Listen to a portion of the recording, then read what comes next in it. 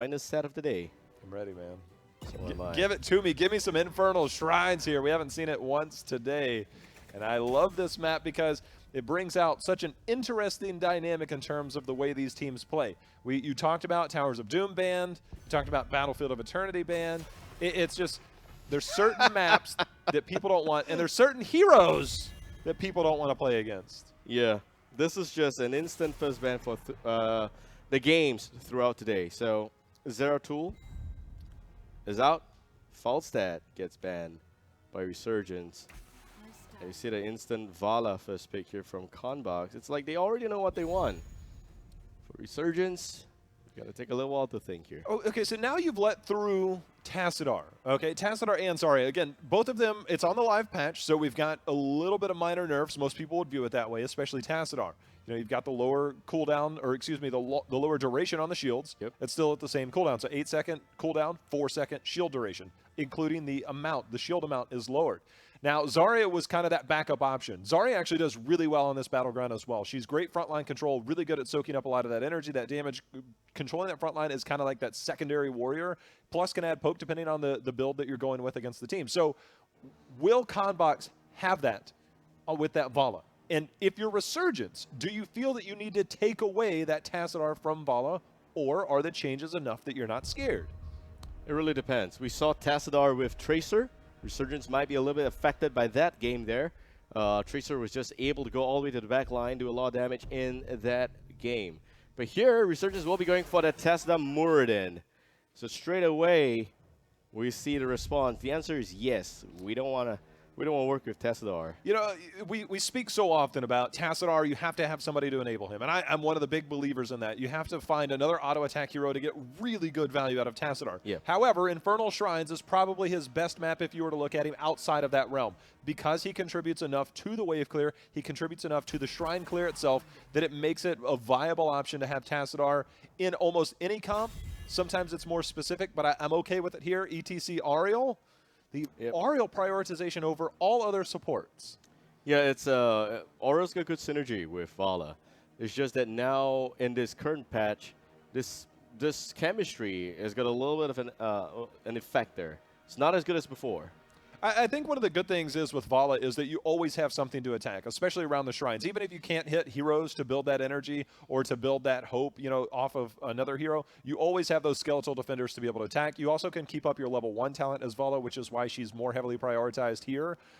So there are some good options with that synergy there. It's a little bit different priority than we would have assumed. Gul'dan being banned out against Conbox. I mean, Malfurion is still let through. Yeah. But there's still the Lucio threat. Rhaegar actually does really well on this, so see what they want to do here. Couple of good supports here in the pool still. Conbox SC with the next ban. Probably going to be a support ban. They may not want to do with the Lucio. Definitely enabling even a possible Zul'jin on the side of Resurgence. It's, I don't know, Zul'jin, increased move speed, some shields.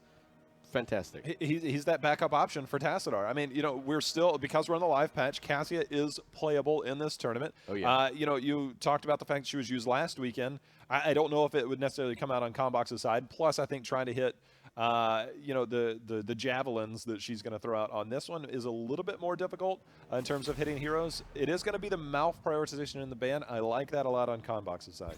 Yeah, it's a good ban. So they don't have a consistent support. Melf is also a very good sustained healer, so that is where it's getting denied. Now, Resurgence has a couple of options again. We're looking at that Lucio. Do they want to go for that? Or it's going to go on the side of Conbox SCA. It's still possible, though, to have double support in today's meta. Yeah, Ariel with Lucio is kind of the new meta in other regions right now, Yeah. and it really fits well, and it wouldn't be that bad. You can lean on a lot of Vala damage if you have another hero at the end to be able to have good shrine control and to have decent enough clear. Ariel Searing Light at level 1 can contribute a little bit of damage. ETC's received a few changes as well, so there are options, and you have to wonder, do you want to try and take that away, or are you okay giving up that double support? With Tassadar, you will be lacking in that damage, so it could be a lack of damage versus a double support. We're going to find out real soon. Final seconds.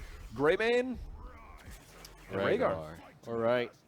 So they're going to flex the last pick here. Probably another main damage dealer. Greymane, not so much on the right click, not the right click go-to guy. Probably just a bit of a burst with those cocktails and even go for the throat. Somebody is probably going to be picking up Sonya. And I wonder who's going to prioritize. I think Conbox could use somebody else on the front line. It contributes extremely well in the Shrine clear. Plus, it gives you the solo laner that you currently need. And if that's going to be Lucio, that's not a bad hero to rely on Vala Sonya for team fights and engaging with both of those heroes. But are they comfortable? Will they rely on another backline mage damage? I definitely think they need somebody on the front line. If not, Sonya might be going over to Resurgence.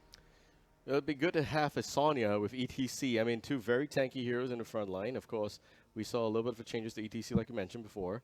But having the backline is equally important as well. Li Ming is still on the table here. So possible pick on Li Ming. Okay, Arthur Zarya. Okay, they're going 3 warriors, frontline heavy lineup, solo Vala backline damage. There's a lot of damage from Arthur and Zarya. And this is where Resurgence is starting to think like, okay, we got a lot of support. We've got 1 warrior. How are we going to hold up the front? I'm actually kind of okay with this. When you're on the side of Resurgence, you have to be very particular with who your last damage dealer is. You don't want to get that predictable damage like a Kael'thas or something like that to just feed energy to Zarya. It's too predictable. It feeds the energy and gives Zarya stronger control than she already has. Arthas, Zarya, ETC is going to be an imposing front line, but you have the heals with Rhaegar, you have the shields from Tassadar. You need to have somebody else on that back line that can be a consistent damage dealer. With Gul'dan off the table, you have to start looking at outside the box a little bit. Jaina and Kael'thas are less prioritized. Li Ming doesn't do as well because you have to hit skill shots through skeletal defenders. Chromie. Dare I say Chromie at this point. All right, Resurgence is also the team that ran Chromie a lot throughout this weekend and last. So Capricorn and a Chromie should be pretty comfortable. The thing here is that they got 3 warriors on the side of Conbox SEA. You can expect that they will be body blocking even the entrances of this shrine. It's going to be great when you body block into some slowing sands post level 8. It will be. That's the thing, is like outside of ETC, ETC has mobility to engage. Arthas and Zarya just simply like, I'm going to walk into you.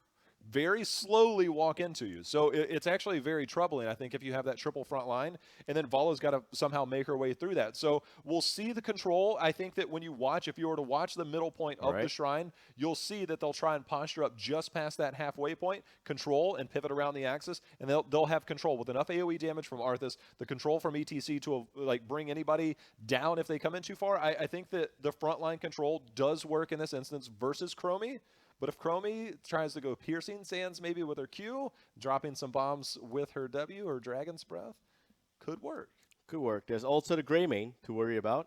But do note that Oriole has got that Crystal Aegis. And if anyone looking to burst on a single target, it most often than not, it's not going to work. All right, J-How, we're going in. We're doing this. Grand Finals game number 1. Ladies and gentlemen, welcome to Infernal Shrines, Conbox SEA versus Resurgence on the blue team. It's Conbox SEA, Zays on the Vala, stronger as the Oriole. And ever will be your Arthas, NSJ on Zarya, and Mur on ETC.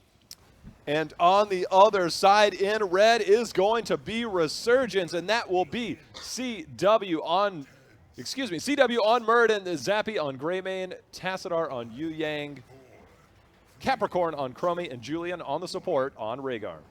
All right, so here we go. Game number 1, Grand Final style. In terms of strategy, you can see that the split is going through again. We're looking at a red team going to the top lane, blue team going to the bottom lane. Unfortunately, not like Sky Temple. There's no increased priority in a bottom lane. It's kind of split pretty even. If you've ever watched, you got to be careful to clump up there. If you've ever watched any competitive heroes in other regions, they take a Zarya, a Vala, or any auto attack hero, and a warrior, and they just come down here, especially Zarya. Zarya provides the shields, but right now Chromie doing a really good job at hitting skill shots, and because they sent nobody to the top, we have a return response on the top lane. All right, this is going to go down pretty fast. We're looking at the, probably the towers on the bottom lane going down soon, but top lane already the well's gone. All right, just nicely in time. NSJ dropping a little bit low here. Look at that extra burst. Okay, that's fine. It didn't connect, but the shields will all be wasted. And still just taking out the well. Arthas is now on the top lane. Well, we do see Chromie going with the Piercing Sands, which I was wondering if that would go. So stacking into that Q build, that will grow stronger as she hits more. She already has landed 9. So the minute that gets capped and you have that Piercing Sands, it actually does really well against front line, but CW in a bad spot. He's going to get caught out. He is not Gonna gonna lead make soon. it Drop out toss. of there. Drop toss? No, Mur. Okay, face smell. Picks up a kill there. I was like, wait a minute, somebody's gonna. He did a good job to walk into the bush. Vala wasn't able to get the auto attack, but just enough W range there for ETC to confirm the kill. All right, so they rotated off the bottom lane. Chromie's getting a little bit of EXP there. First Punisher actually going to plow down the bottom lane, so that's going to really help Conbox a little bit. But doing that, the top 4 is already gone. Some stuns on the Zappy there in the mid lane, and looks like it's going to be okay.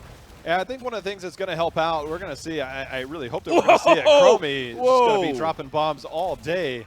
We'll keep an eye on her damage as it goes on, but you really got to feel that this has got to be Greymane going into that Q build, that cocktail build.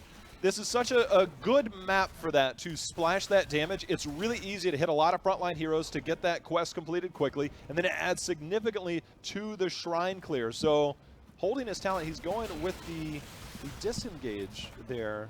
Just hide a little bit. Okay, the stun locked down on the Zappy. It's going to be a pull back out. Julian comes in for an aggressive bite. Yu in the background. Doe going to be a little bit careful. Dimensional shifts a little bit too early, but still okay so far. We're looking at them clearing the bottom area right now. CW pulling back a little bit. Chromie going to the mid lane, I assume, to just clear the wave a little bit with Dragon's Breath. Now, Sandblast, is it coming through? It's going to drop down. Both teams prioritizing clearing the lanes just a little bit, not heavily engaging. Arthas has done really well for the clear. He does that pretty well. 14, 15 to 8 right now in terms of those skeletal defenders. CW staying on that front line, trying to hold his own. But as I said, you look at the midway point. You have 3 warriors that are pushing past it. There's nothing they can do. It's CW getting caught. Nice detainment strike and the kill. That is exactly what you have to worry about when you have that triple warrior pushing prior to that slowing sands for Chromie. Yeah, it's like they're not able to really contest this shrine here, but they're just buying a little bit of time, doing a little bit of job here, clearing the wave, getting some EXP, and they're going back to the individual lanes. The key thing to note, though, is that Chromie is going to get their heroic at level 9. So as long as this does not snowball out of control, she should be able to put up an even better fight at the later shrines. Yeah, the control will be what does it for them. You know, Chromie already has, that's going to be 18 shots there, or 18 completed. Make that 19 on her slowing, or excuse me, her Sandblast. Good attainment strike again by Stronger. Very nicely done. The chain stun follow through perfectly. There's a Dwarf Toss on that Muradin, and is not going to use it regardless. So you have the Punisher already jumping behind, but this is a potential keep here. The frontline structures will go down. It really depends on what Conbox SE is going to do. They don't have the Arthas yet, so they are going to disengage. I think about the way that works is there was a little bit of RNG in that. They gave up the bottom, they traded the top fort for the bottom fort essentially, and then ended up working out in Conbox's favor, especially because they were able to obtain the Punisher. So now that bottom keep wall is something that you have to be fearful of later in the game. You can't afford to give up another Punisher, else that's a keep. And without any global heroes on the map, that can always be a threat to have catapults pushing throughout the game. Okay, NSJ with the shield there. Gonna be okay. Some awesome amount of supports coming in from the side here for Conbox SEA. You're right. All of a sudden, RNG just worked out in favor here for Conbox SEA, the blue team. Red team, however, trying to put up a front here. Dragon's Breath not really connecting. Capri completely out of mana.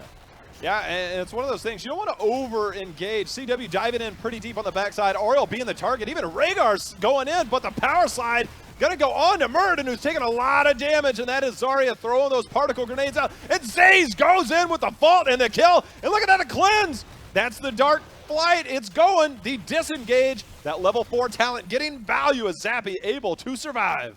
All right, so right here you're looking at level 7 still for Resurgence, possibly going to lose the mid fort. Yu Yang going into Dimensional Shift will be able to pull back out, but the mid fort is dropping very low right now. There still is 2 Kezras in the back there doing a lot of work, and boom, baby, Zarya goes down. Yeah, you actually saw ETC walk out of the range of the fort, so now the fort decided to turn its attention towards Zarya, which contributed to taking down some of those shields, and Chromie says, well, you're slow also, let me land these easy skill shots. Chromie dropping the bombs. Babel, by the way, Chromie level 1 has been completed. Extra damage on her Q. Now has Slowing Sands picked up as well. Look for the Shrine control to be much different this go-around. All right, 6 minutes in.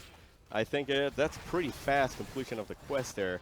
Still, the level lead here don't do justice because it's like a lot of the EXP that you got were from 2 kills as well as the fact that a fort there did go down. If you think about it, the soak is pretty even. So now the key question is, how are they going to take this fight? As long as CW stays safe, it should be okay. Mur now Looking for the lockdown, but it just is a crossword puzzle. Yeah, they're playing pretty defensively. Now, we see the pressure towards the bottom, and that's fine, but you also have a camp pushing up at the top. So if they have 10, they can push in here, which means they don't have to get on the Punisher right away. They can put a little bit of priority on that, push in just a little bit to eat up some of the ammo, maybe hopefully get a little bit of structure damage in, thus empowering the next Punisher to be even stronger. As you can see, camps picked up at the bottom. They haven't. If I'm Conbox, I'm just getting on this Punisher right away.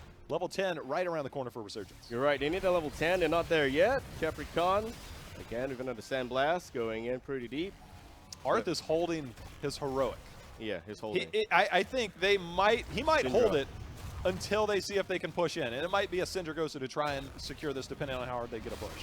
All right, so there we have level 10 just hit by Resurgence, and Greymane also holding his heroic there. It's a quick blue Punisher for Conbox SCA in the top lane. You have to think the debate is, guys, do I go Cursed Bullet? And then if we make it a 20, I can pierce with it, because there are a lot of frontline heroes, and there's Chromie continuing to drop bombs.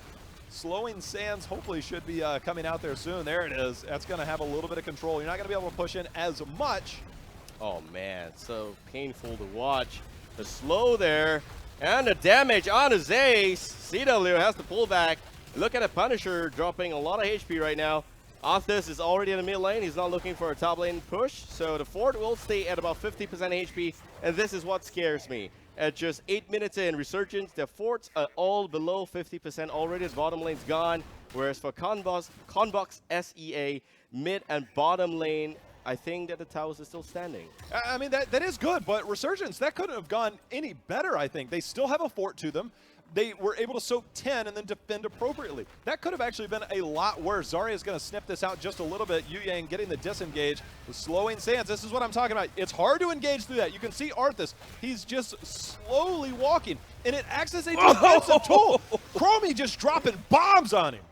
Oh, man. Mur slowed again. The shield comes out.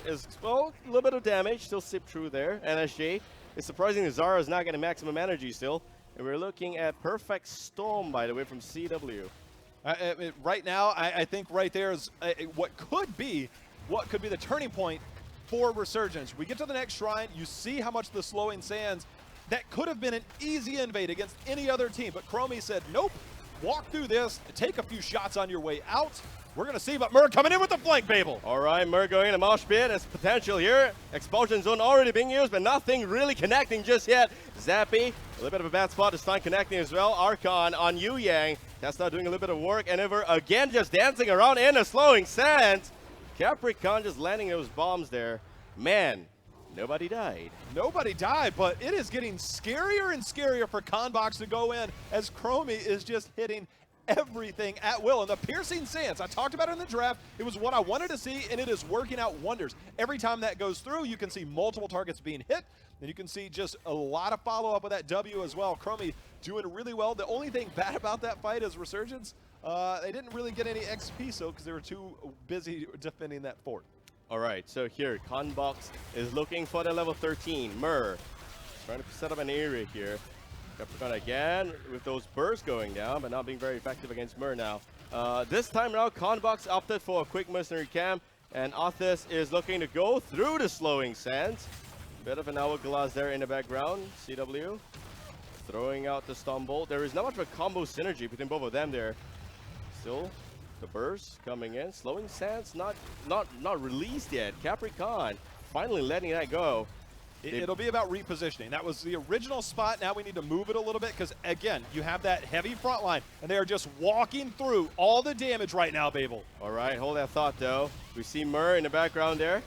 Julian trying to pull back out. Is it going to be okay? Nope, he goes down, and that's two men down on the side of Resurgence. They split, and this is what happens. I think the hard part there is it was really hard to see Julian come up from the bottom, but we saw Greymane get locked into the root. An excellent cleanse by Julian. The only thing is it compromised his positioning.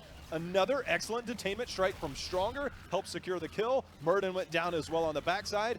Conbox doing what they did in the earlier series, but a much more highly contested game this time around. All right, Mur doing a very good job there as well with the flank. There's 3 warriors. You don't really need the ETC up in front. And here is where they are going for the full Punisher mid lane. Bottom lane now, Gray main. Okay, it's gonna. Oh, you gotta be a little bit careful now. Go the other way. Go the other way. Okay, it's in a bad spot. Oh, it's a kill. I'm a little bit surprised they came down to defend.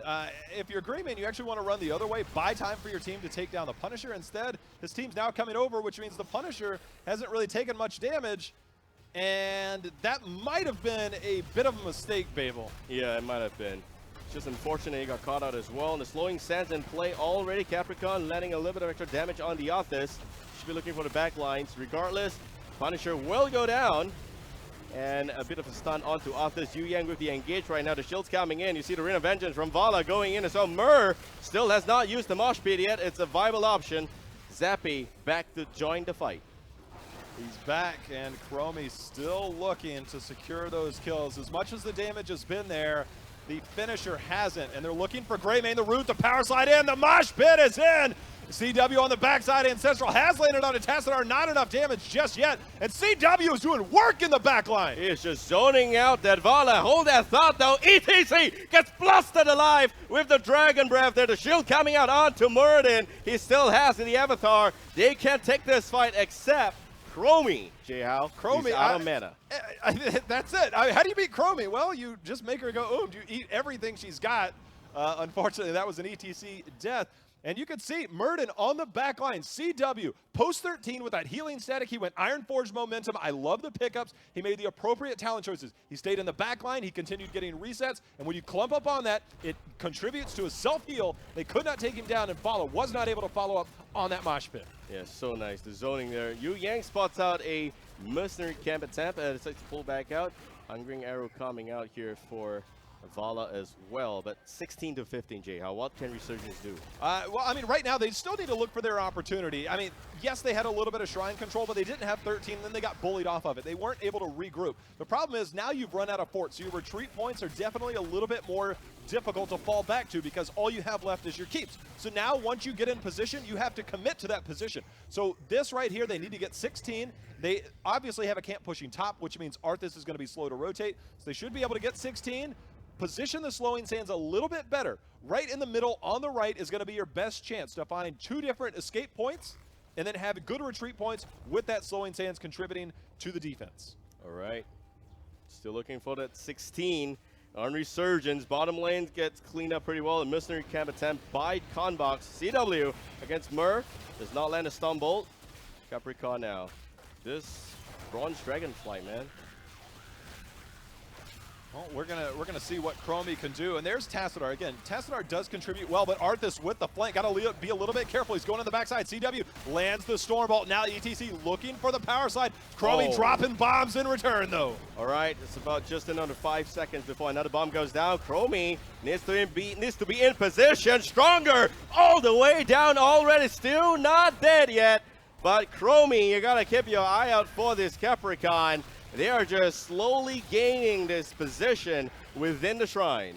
Tassadar went with the double side storm. You can see he's using that to gain vision, to get dismounts on the backside. He's trying to flank CW again. Whoa! Chromie dropping the bomb on Vala turns this fight heavily in their favor. Resurgence might be trying to look for more. The mosh pit is only going to land on one, but they have no damage without Vala. And now Mur now trying to pull back out. Zappy comes in. The Crystal Aegis is going to buy some time. But boom, baby, Mur goes down. And we got stronger in a bad spot. Resurgence going in, and Ham, they want to kill as many as possible. He pops the Avatar. It's slowing sands, but there is no follow-up. And SJ mounting up before that area there. That could have been clipped him on the way out.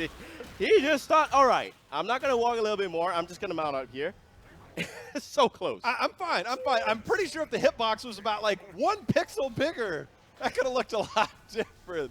But the first Punisher finally picked up. Chromie dropping the bombs, and that is what has been contributing so much. Finally killing. The other thing is Crystal Aegis.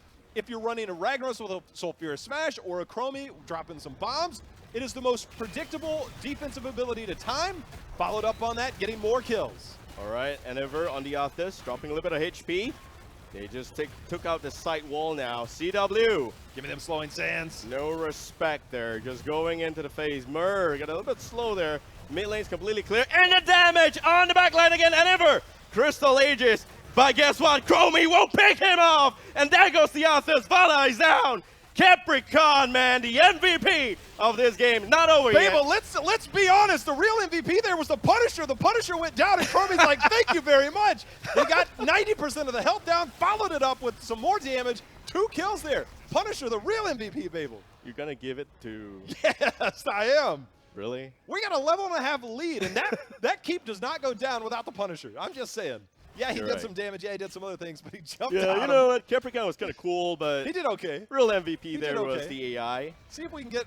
Can we get some stats pulled up over here from our obs? I gotta see this now. I gotta see some Chromie damage.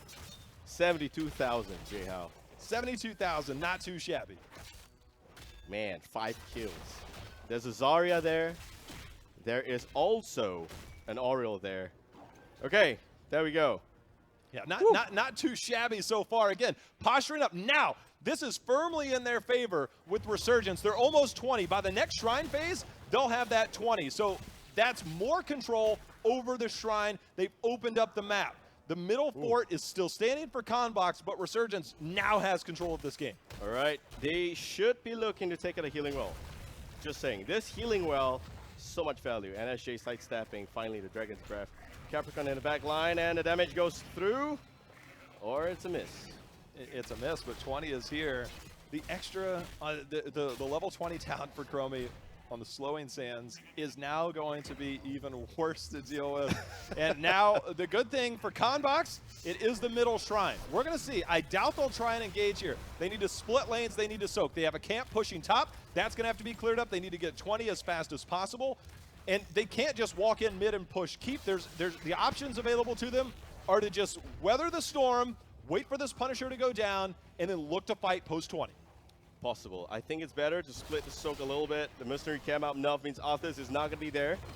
And meanwhile, we have Resurgence just doing a bit of work. You see Stronger Zace clearing up the bottom lane, threatening to keep here.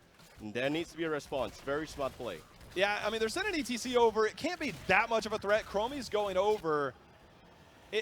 All right, I was going to say, you can kind of fake it, see if they're going to go. You can time it appropriately. Chromie can deal with this. I mean, even if they're not going to get a lot of value out of that push, and there's no way you get the keep, Greymane just has to play safe here, pick up the Punisher, and the bottom, if you just look at the minimap, the bottom it's a moot point. And right now, that bought Conbox time to get 20.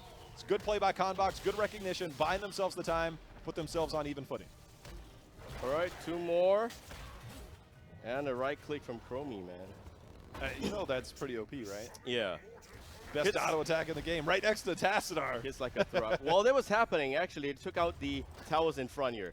So let the MVP do some work. And the damage goes down, but Crystal Aegis is going to save Murph for a little bit. Crystal Aegis just saved that ETC. That Chromie bomb was about to confirm the kill. Look for the Punisher to set up another one. Crystal Aegis is down now. You don't have a cleanse. All right, this is a problem. Not 20 yet. And it looks like it is not going to have some follow-up, though. That's still okay. Fort, or rather, the keep still standing. Archon mode already up by Yu Yang. No 20 yet. Murph looking for a mosh pit now. The damage going through. Not really a full combo. But here we have the keep. Not down. Resurgence played it a little bit safer than I thought. Look at Arthas in that sand, by the way. Okay. It's like he's frozen in time. They're gonna, I get that. All right, they're now pulling back. 20 against 21. This is where it doesn't matter anymore. What does matter is that ETC is holding his heroic. There's the power slide in. He's taking a lot of damage in the process. Slowing Sands is there, and the shields are out. But on the backside, CW again, all over Zaze, who is getting assaulted by Murden. So much survivability on the backside while the front is being completely assaulted. Watch for the turn, though, on Mur if he decides to go in. He's posturing up. Look for the slide, Babel. All right, waiting for Mur to go in. A slowing Sands is just ridiculous. Oh, that just committed him. Oh, it's gonna happen still. Mur goes down. The mosh pit, Death Mosh is still there. Ancestral keeps Yu Yang alive. This could be game. CW needs to find something. CW needs Oh, whatever. Oh, okay, so close. Sandblast didn't connect. All right, Stronger taking a lot of damage. Greymane going in, but the shields from Zarya keeping on. Excellent cleanse onto Greymane, but now we have the expulsion zone. Zarya trying to commit the kills, but that is 2 keeps now down. That cleanse was so clutch there on the side of Resurgence. It is 4 versus 5. This is incredibly dangerous, but Archon is still active. All right, this needs some more balancing. And Catapults are on core. CW onto Zaze. He is denying that Zaze. No more damage for you, sir. The hardened shield is up. Catapult still knocking. And the core will go down. Conbox SEA. Man, you thought it's going to be an easy game, but Resurgence picks up first game. I am so impressed that Resurgence did not, they knew their game plan going in. It relied a lot on Chromie post level 8 when she picks up her heroic. That is her trait. She picks it up 2 levels earlier than everybody else. So all you have to do is wait it out. They weathered the storm. They got back on even footing. That one pick on Vala was all it took to turn that shrine around, to turn that game around. Capricorn, my goodness. This guy. Now, here's the thing. That cleanse there, I hope that when we do the replays at the end, that they'll be able to find that. That cleanse, when Greymane goes in, he's like, look, I'm going to confirm the kill. And then Zarya's like, here's the shield for you, Ariel. And then all of a sudden he gets stunned there. Instant cleanse. It was snap cleanse. It's like, it didn't happen. It's like, no big deal. I mean, Expulsion Zone started to get him on the way out. But, I mean, so many plays made by everybody on Resurgence. I was so impressed. CW on the backside. That's only game number 1. The Murder didn't know. He was zoning on Vala the whole time. That completely negated any form of damage coming up, because this is what you get for going for 3 warriors. Very strong early game. We get that. What you going to do against a Chromie slowing Sands? You were right, Jay Howe. That is just ridiculous. This is a great game. So close. 6 to 9 kills, by the way. Chromie had about 7 herself. 7 out of all 9 kills, and not too shabby. Hero damage about 83,000 in the 21 minutes game. I tell you that this is one hell of a game. Of course, the MVP there would have been a Punisher. I'm telling he jumped and Chromie followed. If you actually go back to the part on the slowing sands when the Crystal Aegis went down on ETC, he was just about to get out of it. I think he might have lived. His chances of living were higher if you don't Aegis him. The minute you Aegis him, Chromie's like, free, throws it down. Seriously, Chromie is just like, well, this is free. That kill, or that Crystal Aegis actually killed ETC, not saved him. Not saved him. You're right. Whew, man. If this is the type of games we're going to watch, Said next up is Braxis. This is going to be interesting. You know who can sometimes be pretty decent on Braxis? Rhaegar. Chromie. No, sorry, no Rhaegar. Rexar. Oh, Rexar. I want to say I was like, I guessed Rhaegar, but no, I was thinking more Chromie. Rexar. All right. Are you ready? Highlights are. So let's go. I'm ready. Let's look at those clutch plays here. Whew. Watch CW survive through it. I don't know how long this goes. That's there, but look at Zaze on the backside. If you look at the left of your screen, Zaze trying to attack, but CW is just like, nope. And every time, he hits his W perfectly, so it hits multiple people. Every time that hits, he heals for 5% of his life because of that healing static. Clutch shield on the way out. And here's the kill on Follow. Look at Zaze on the left. Watch Zaze on the left go away. Deleted. My God. Zaze is a great player. Don't get me wrong, but this is insane. And the stun, I have to give props to Enver there for blocking it with the stun. I'm not sure if it was intended or not. This is free. Every time Crystal Aegis is used, Chromie is just like, easy game. Easy game. CW still alive. And this is the reason why Hitbox can be slightly bigger. But yeah.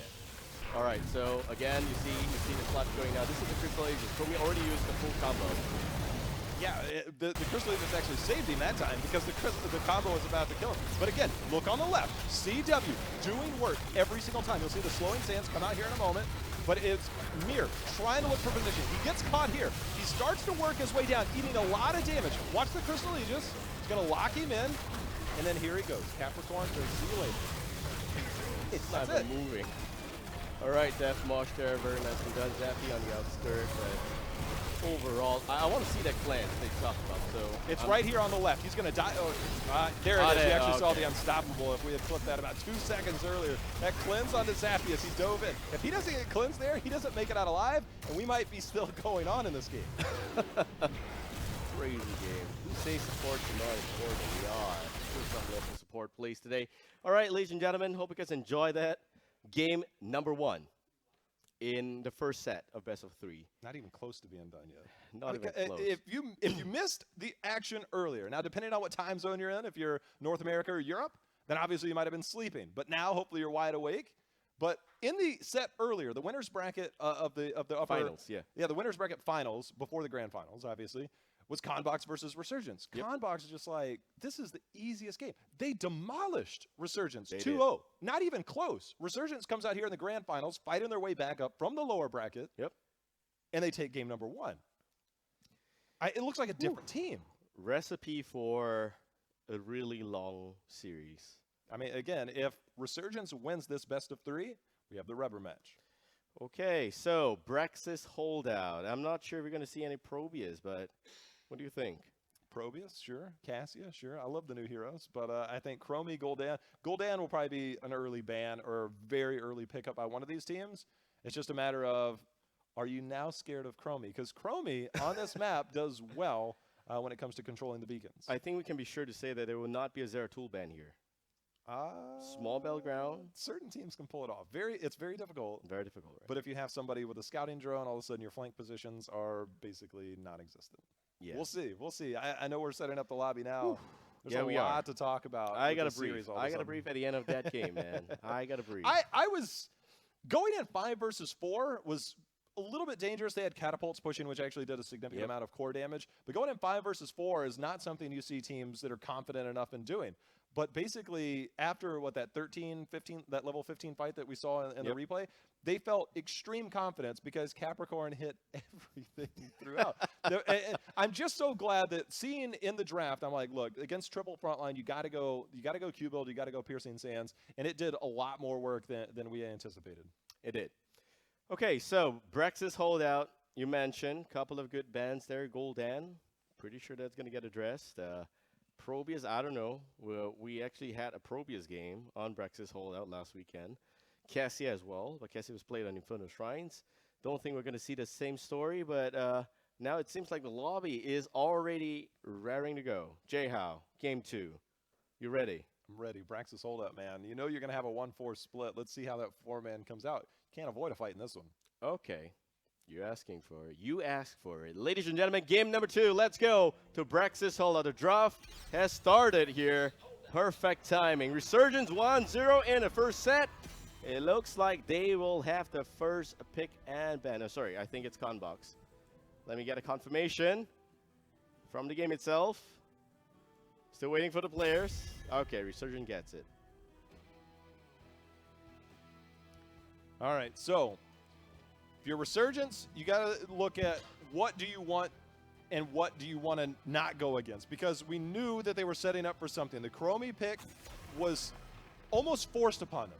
You know, you don't want to deal with Gul'dan. We talked about the heavy priority effect. The fact that you are banning Gul'dan means that you are banning, or you're going to be picking up a different type of damage, and you don't want Gul'dan for yourself. You're right. Zeratul, Gul'dan ban. We already talked about this before the draft began. In case you missed it, Gul'dan works wonders here with Oriel, so that's already being addressed. Zeratul is kind of like a little bit of a respect ban for Zappy, and they're following through with it for quite a fair bit. J-How, things are getting heated up here. Temperature rising in Singapore, especially in his studio here. Whew. I'm doing Get that a little bit because excited. yeah, I need to cool down, man. I just need to relax here. Brexis holdout. Oh man. All right, Resurgence has taken a long time. They're debating about their strategy right now, because when you move away from Gul'dan, who single-handedly has the best Zerg wave clear in the game. Okay, right. there's no doubt about it. Better than Sylvanas, better than a lot of heroes. They're going Tassadar because it's let through. Now, Conbox, we've already seen what Zaze does on Vala. You can go Vala Zarya on this map, and I think Vala Zarya on this map might have better success than some of the other maps. It's definitely a staple in a lot of areas because the level 1 Vala talent means you don't have to worry about mana. The Zarya has no mana pool as well. So you're able to sustain on fights, or you go Vala Lieutenant Morales. First pick Morales. Can I ever bend that one out? All right, so Do Not Brexis is Conbox's map. And I just have to say that Morales, man, so early pick. You force Resurgence into an answer immediately. Stitches, maybe? Maybe. I'm trying to think. Okay, so Tassadar, you need a pair. Zul'jin comes to mind, right? Dare I say Raynor, but Cassia. If you're not familiar with Cassia, her trait is You're going to stop selling people that when you have she's Cassia. moving. When she's moving. All right. you have physical armor. Right. A lot of people in the 4-man rely heavily on Vala. And if you have, I think it's 60 armor on Cassia, you don't worry about Vala. You can be aggressive. The only time you worry is when you go in. Now, I'm not saying it's a perfect solution, but if Vala is your main concern damage-wise, it becomes a viable pickup. Maybe in a second phase, we'll see that. But it's going to be a standard Malfurion Sonya first. Sonya probably going to be the solo laner here for Resurgence. Okay. And if I'm on the side of Resurgence, I'm banning out Dahaka. There's very few heroes. Leoric, Dahaka, maybe Ragnaros can at least contribute something. Ragnaros doesn't lane as well against Sonya, but Ragnaros does have Molten Core. Leoric does really well in the solo lane. Dahaka, I think, one of the best. Plus, you don't worry anymore about that potential Brush Stalker down. And there it is. There, you do not want to deal with the late Chromie pickup. I like it. I don't think Chromie in the 4-man, if you have Tassadar in your 4-man, you don't worry about a Chromie, because then all of a sudden your only damage is Tassadar, Chromie, and a tank. Yes. You let Chromie through and you ban something a little bit more scary, or something that even actually does damage, period. So Chromie ban, whatever. I think they got baited into that one. I think so too. Okay, now Resurgence to the second ban here. We mentioned a couple of options, really. I think ETC would have been a good ban as well. Dahaka, ETC, basically all the tanks that would probably give Sonya some problem. You want to address them, you want to remove them, at least one of them. And for me personally, I would love if it's an ETC ban, but it could just be a Muradin ban instead. I think right now you're not as worried about your 4-man. I think right now you want to win the solo lane, because it allows your 4-man a little bit more flexibility in terms of what you want to do. They banned Zarya instead, so I think Dahaka, maybe Dahaka, Leoric, I think are definitely top priorities. Okay, depends on what Conbox SEA picks now. Whew. Okay, for me, I think that there may be a possibility of a Rexar. Of course, I love to see that. As much as you love to see Cassia, I love to see Rexar. But we're not going to get some love for the Beastmaster this weekend. I haven't seen it, because I know Expert has used it. Obviously, this region has used Probius. I'm really curious what Sonya would do against a Probius. It's not something that we've seen a lot of. They end up going into the Ragnaros, which Sonya should win out that solo lane. And that gives you a lot more flexibility in the 4-man. Is this a Zul'jin pickup? Zul'jin seems like a likely option right now, but you have to have something with wave clear. It's either got to be something like Johanna, which can be a stalwart on there. You have Iron Skin to avoid any stuns. But if you don't have something with wave clear, you might struggle just a little bit. Relying on Tassadar and maybe a Moonburn from Malfurion at level 1 can become difficult. So you need to have something in your 4-man that can contribute to wave clear against Zerg waves in case you don't win it. Sonya can only go out so far, and then you risk being stunned out.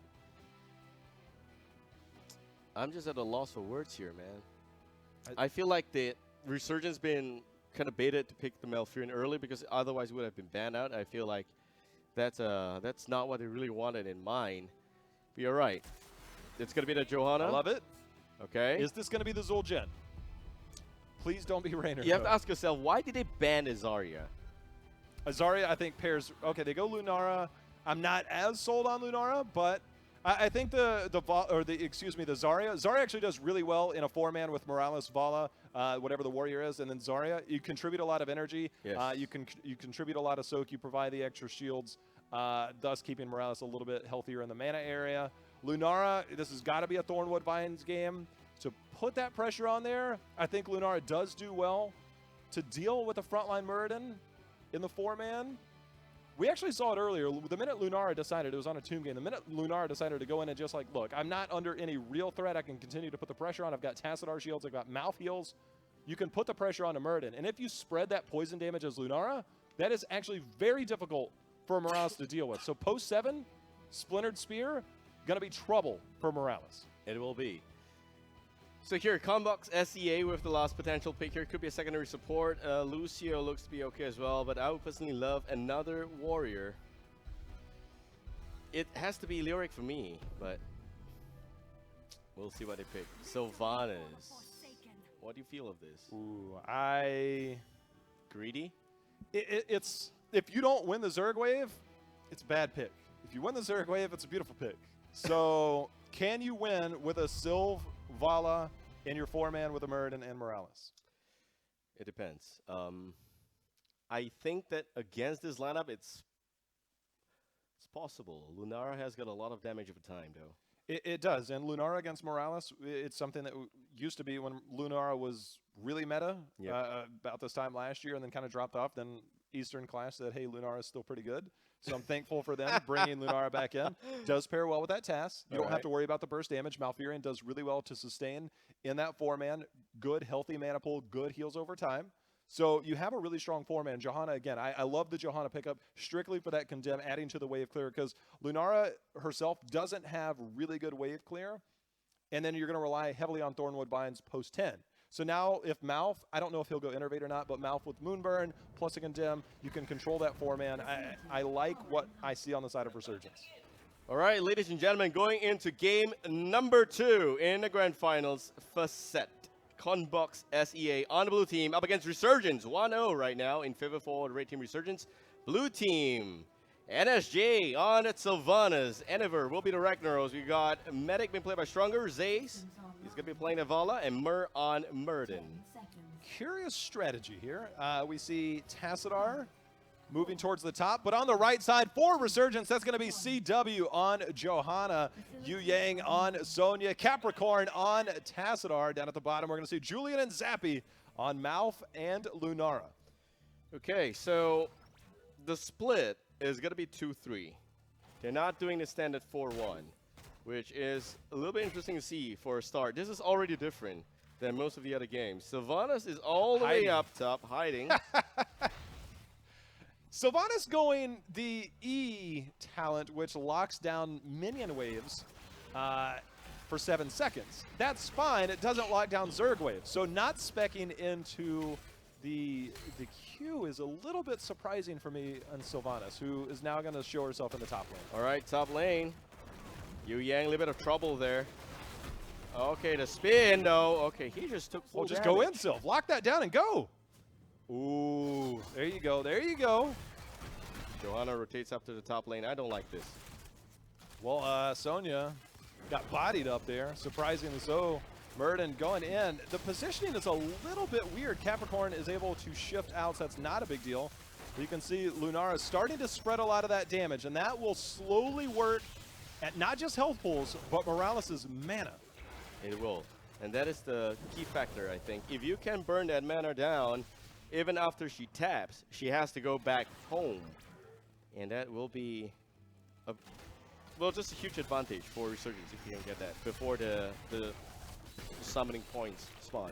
All right, now we see Johanna up here. If we see Ragnaros step out a little bit, look for the condemn. There it is. They're going to grab on. The extra movement speed, the slam, and up here. Somehow stays alive. How does Lunara die? Okay, Sylva's here.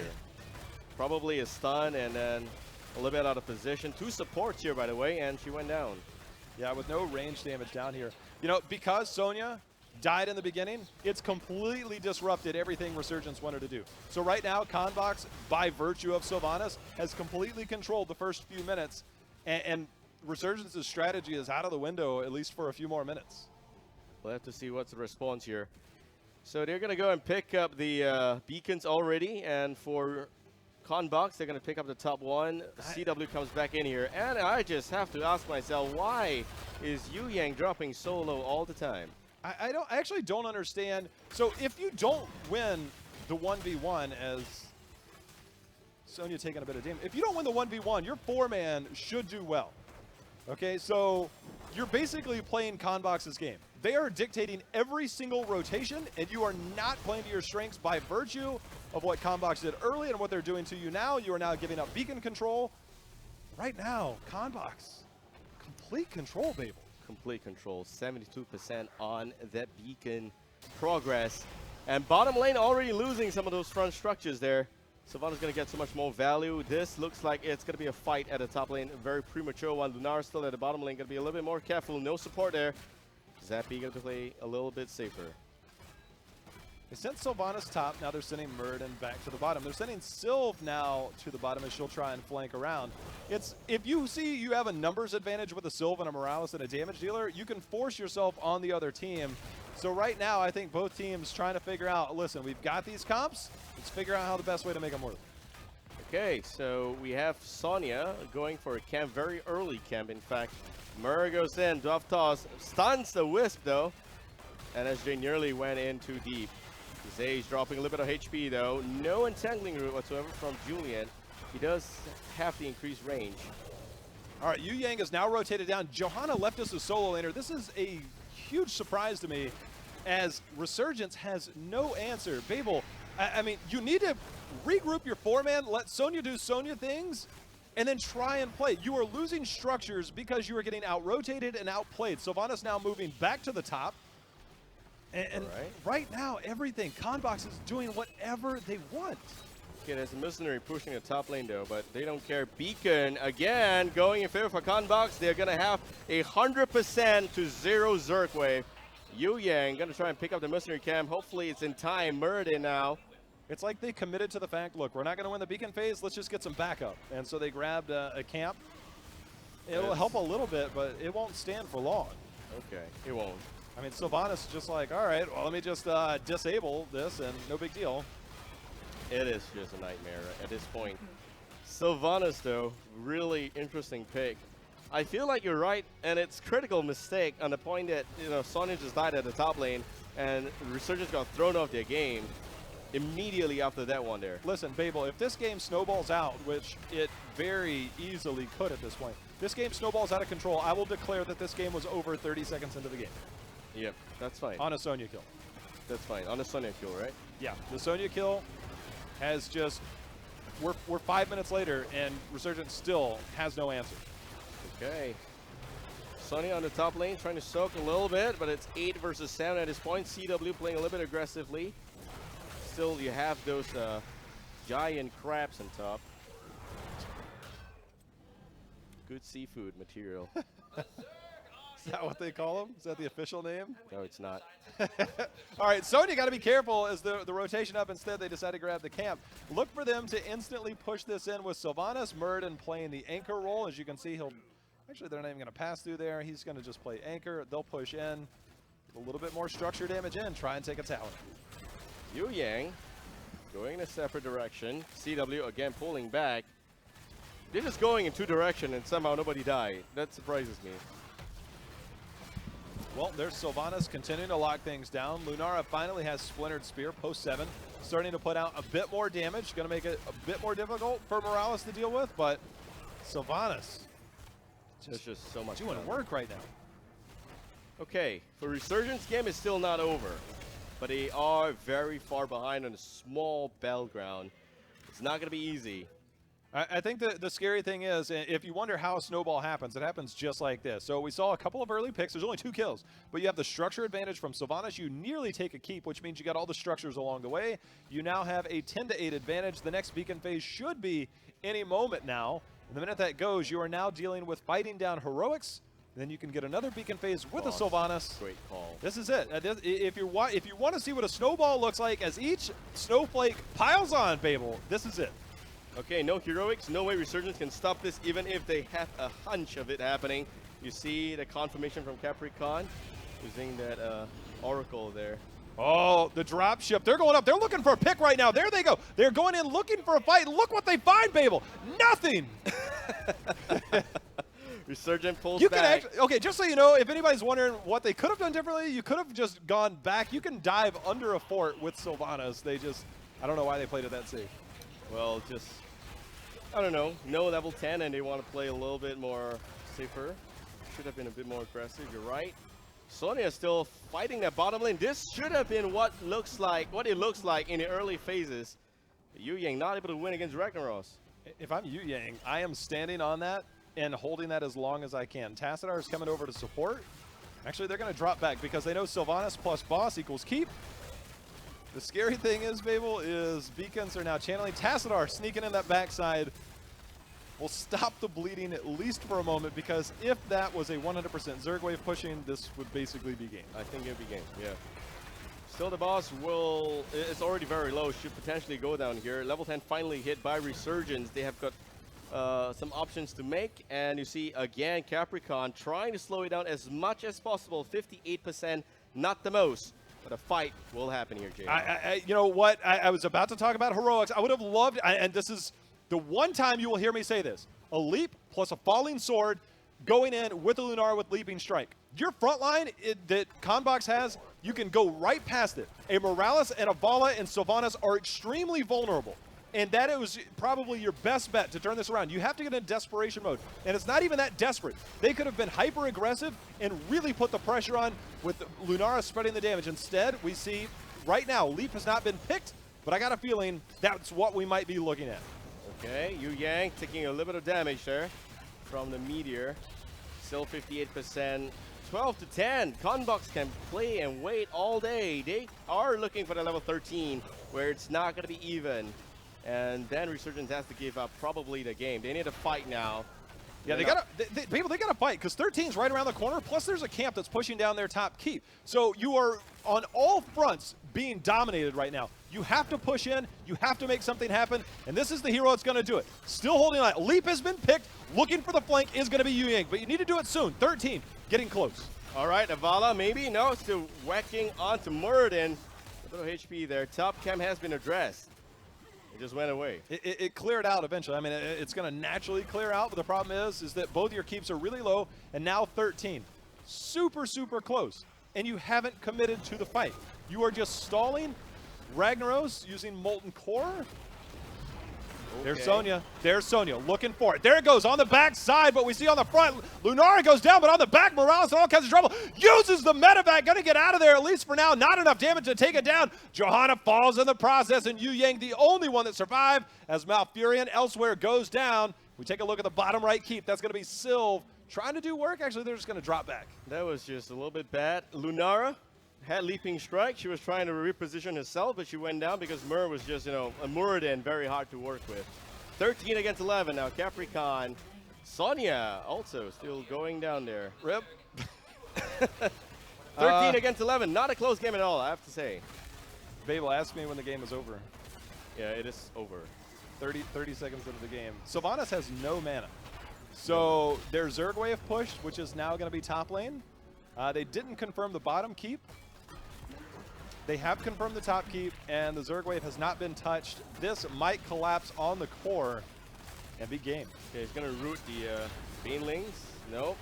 CW is just going to take it to the face now. CW with a quick cleanse there, already on him. It's going to be fine for a little bit. Grenade connecting as well. Yu Yang pulls back out the Ultralisk. Still going on the core. Resurgence core now under attack. 3 levels down, 1 Teletier down. Can they make the magic happen? A leap in the back line! And Ragnaros with the Sulphurus not going to be able to get a kill. But Sonya falls regardless, and Eivor there will go down as well. The core still in healthy level. The Crabs, they look right for picking. Resurgence going to have Chili Crab tonight. That could have gone better. They only did 6% core damage. They did not get bottom keep. Yep. So they'll only have 1 lane of catapults, and Conbox still firmly in control. Sonya saving the day. Sonya, man. Well, it's a fault to begin with, losing on the top lane like that. Walking into the Meteor. That was a big mistake. Could have just sidestepped it, but, well, regardless, 15 against 12 now. By the time Resurgence gets to level 13, I'm just going to say Conbox should be 16. And this is just an uphill battle Resurgence has to overcome at some point. So, 2 things that work in Resurgence's favor is that you have to control both beacons, which means that at some point, you have to take a fight. You can't avoid a fight. The other thing is the boss is up. And if you're Resurgence, you can force a fight on the boss. So you now have opportunities to do a little bit of work. It's going to be desperation mode. Right now, they find themselves only 2 levels down and on the same talent tier. Conbox just has to wait it out. They have to soak 16 and give themselves every advantage they possibly can have. It feels like a throw, J-Hal. I don't know why.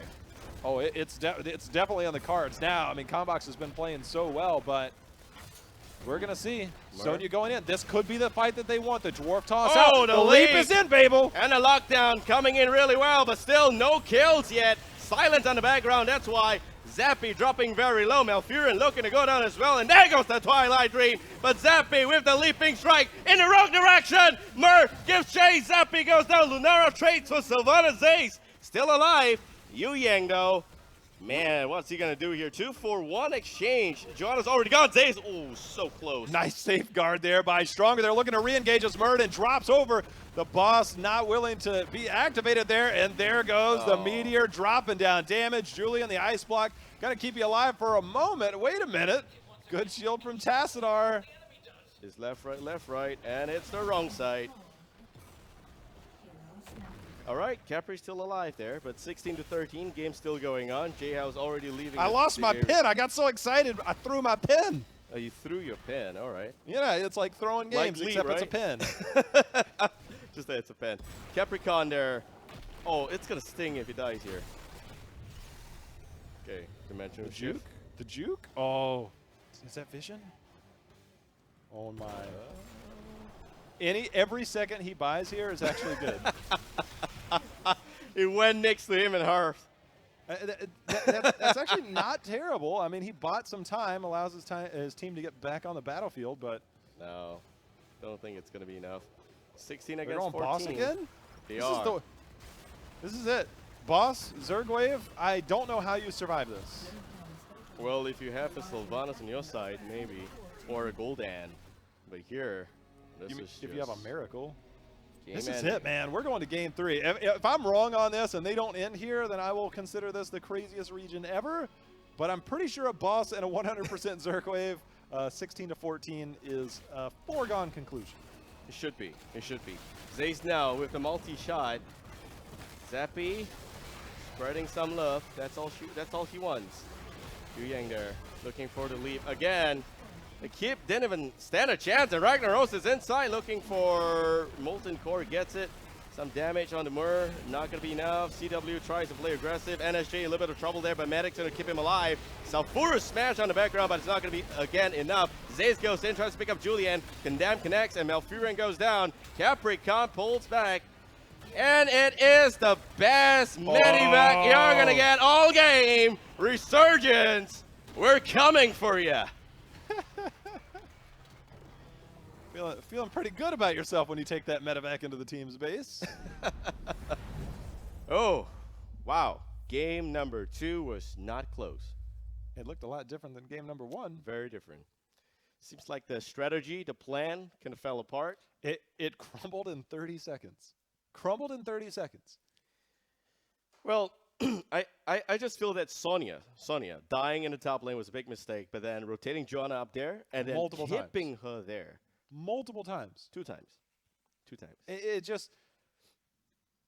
Johanna Lunara and Malf Tassadar, probably not the most popular I'm composition. actually going to have to wipe my face a little bit because, oh, man, that is... Getting hot in here. That is tough, and it's hot. Yeah, you could see my face is shining. It's probably... Okay, that probably isn't the most popular... Still good to me, Babel. Thank you. You too. Thanks, yeah, man. please, let's go on. It's probably not the most popular composition that they've run, but it's not a bad one. But the minute you just shy away from what you're supposed to do, it's like they couldn't quite figure out.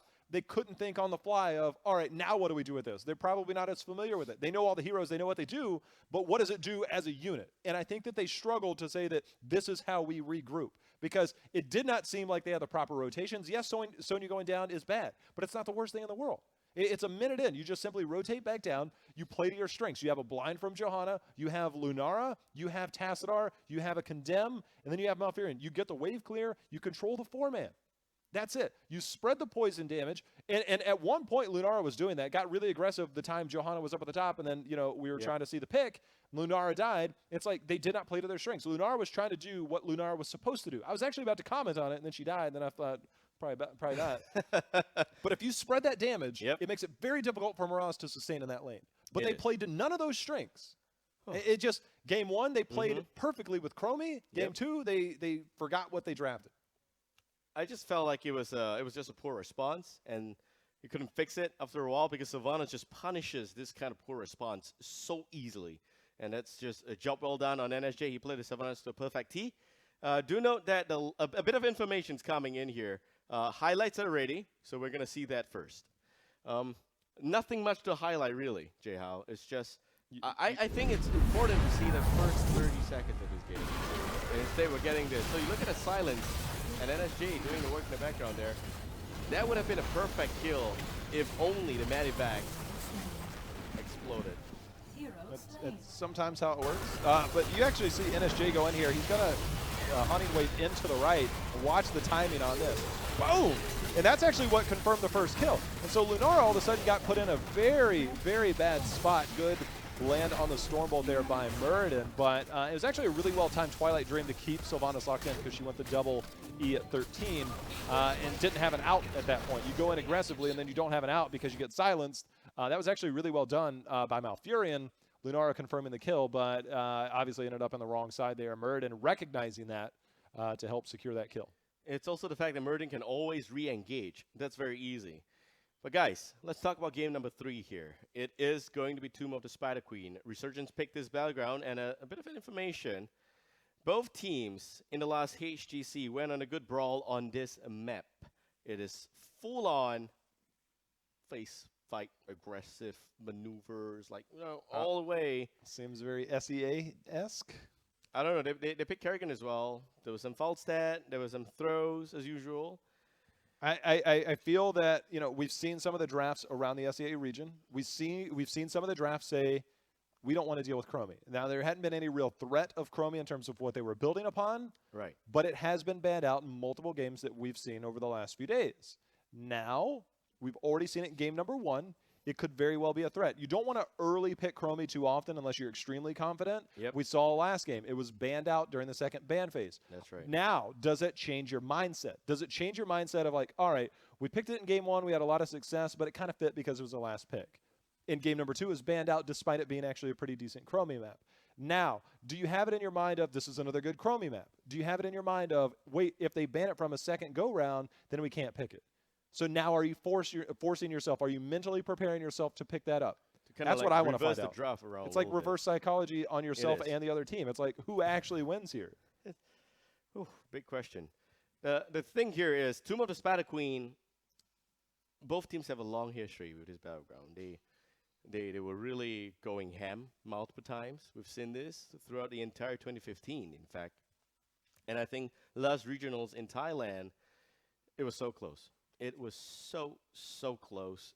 It was September 2016, where we had a Kerrigan in this map. All right, we had a Kerrigan here. A Gus canceled the mosh pit. 9 seconds cooldown. Mosh pit came back up online. Connected. Muradin walked into the mosh pit. No big deal. And they lost the game there. It happens. It happens. Remember when Heavy Impact used to go through? Oh, that was sick.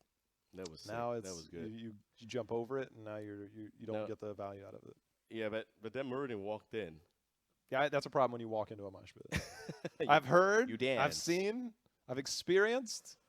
Sometimes you misclick, man. Sometimes you do. So Tomb of the Spider Queen here. I don't think we're going to see any Kerrigan, unfortunately, but I do believe that we may see some potential Gul'dan again, Chromie again. It's going to boil down to these heroes. It's just the map choices. And these 3 games have been very much focused on all these heroes. We saw Kel'Thas earlier. Gul'dan, I think, is going to be a heavy priority for both, as you said. I think Kel'Thas, we saw the effectiveness of it earlier, could be a potential pickup.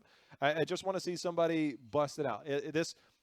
If Conbox wins, they're the champs. They claim their throne, they put the crown on, and they wait 6 weeks and end up in Sweden. If Resurgence wins, we run it back. We run it back. So if you're Resurgence, are you feeling desperate? If you're Conbox, are you feeling relaxed? The pressure's on. This is the grand finals. Will we have the rubber match? Will we not? Do you have any secret strategies, or are you going to rely on what you know to work? All right, let's just say that Resurgence picked this battleground. It should be something that they're very comfortable with. It's also tricky because this is a insane game. But you're right, Jay Howe. This could be it.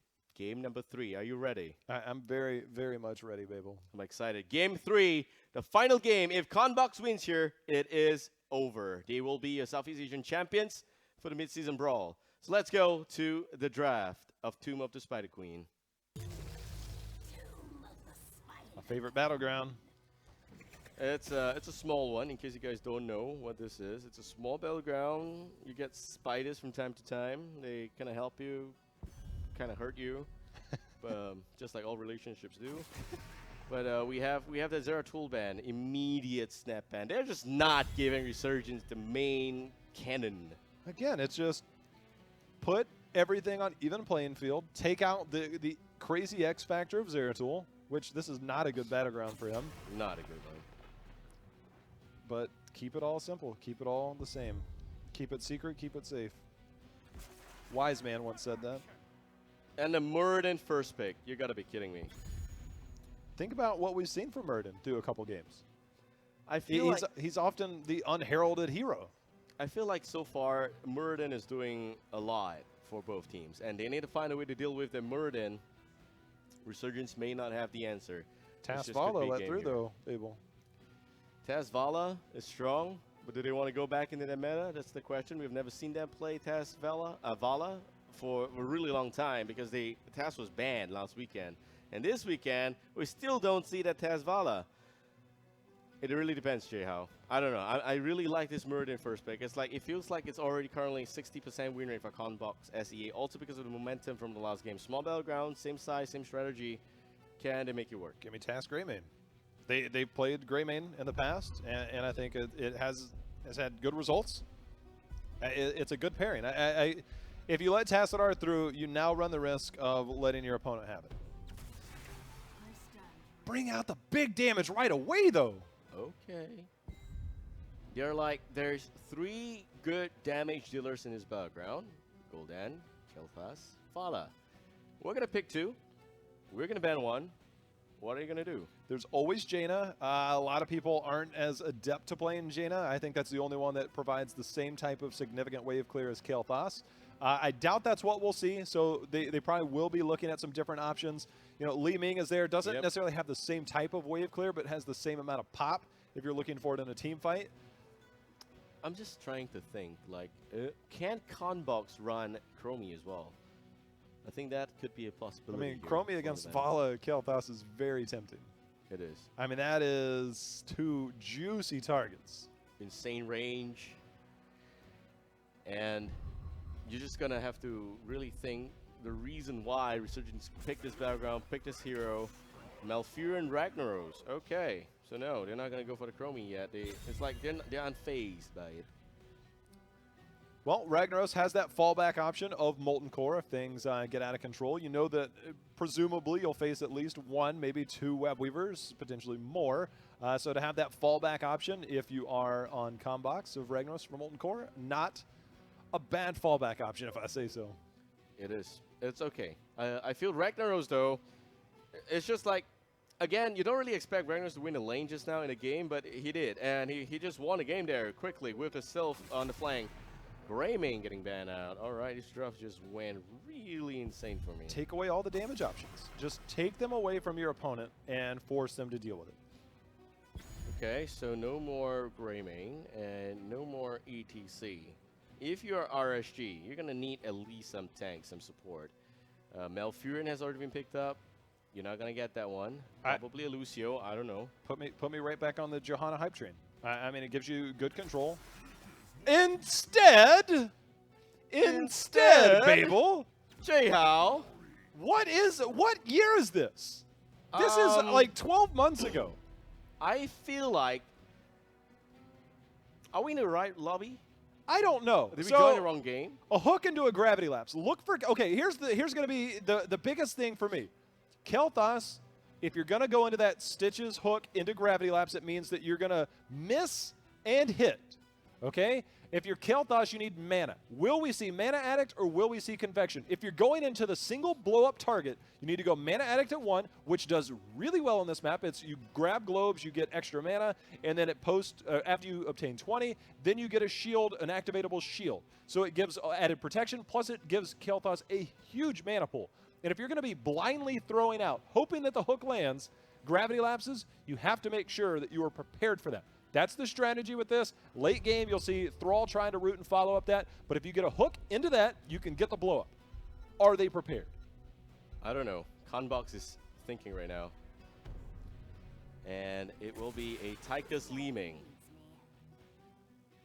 So here's the good thing about both those heroes. They both.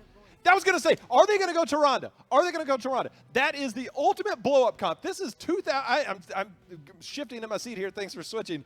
I'm getting excited here, okay? So the reason I think Tychus Leeming, they both have a button called E. What do they both do? They both move you a certain direction. So you have escape abilities.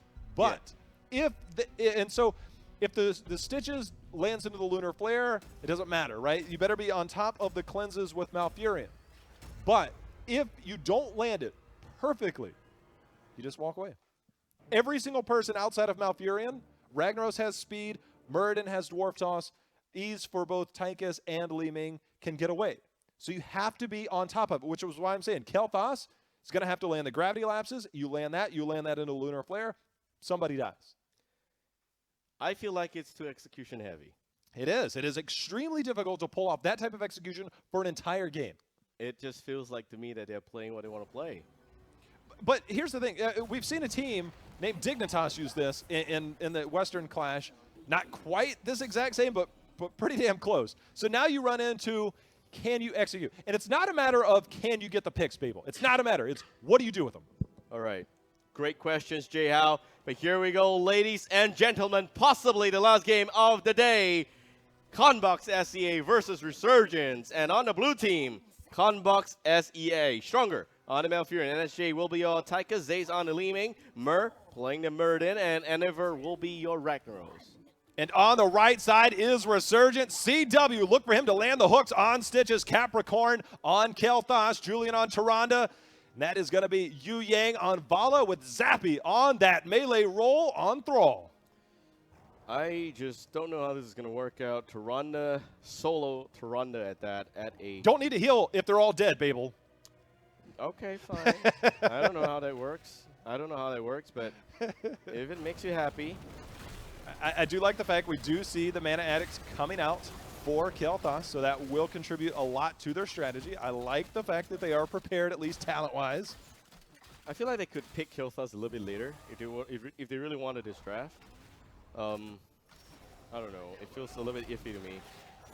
Okay, the hook on the Stronger. The Gravity Lap's not there, and the combo just fell face down. I mean, for what it's worth, Stronger took some damage, but you land that, Babel, and Stronger takes more damage and loses his entire health bar. He does. So it's like a free try right here. Thrall going to solo the bottom area. Mur jumping in. They want to go in on Vala. Damage from Leeming will connect the root as well. Tychus and a blow up though from Zace. So effective. You can thank Mir for that. For his patience, his execution, his positioning. He set that entire thing up for his team. Excellent play there by Mir on Muradin. All right, CW mid lane. Again with those slams going down. Julian just pulling back on the Tyrande. Great skin, by the way. But a stun onto the Tyrande. NSJ with the flang. Gravity Labs connecting a little bit, but a stun. No follow-up there. It's just so hard. Tyrande needs a bigger hitbox.